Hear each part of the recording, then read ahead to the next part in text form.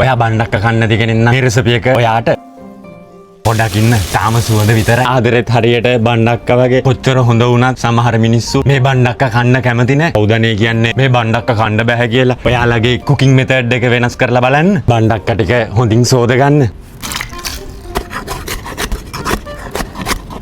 garlic and ginger එක කොටාගෙන paste එක හදාගන්න.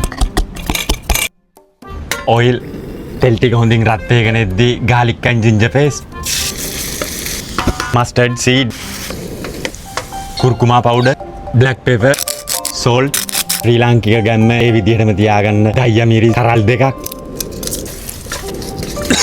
මිරිස්තර වැඩි ටික. මේ සියල්ල හොඳින් බැදීගෙන එනකොට ඇඩ් කරගන්න lady finger. විනාඩි 3ක කාලයක් ඉවෙන්න දෙන්න. මදකින්දරේම soy sauce ටික ඇඩ් කරගන්න.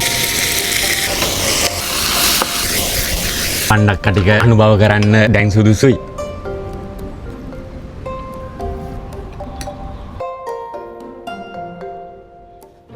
මේ රෙසිපි එක try කරොත් බණ්ඩක්ක ගස් වවාගෙන කන්න යන්නේ. එයාගේ යාළුවත් බණ්ඩක්ක කන්න නැති කෙනෙක් නම් මේ රෙසිපි එක try කරලා බලන්න කියන්නේ.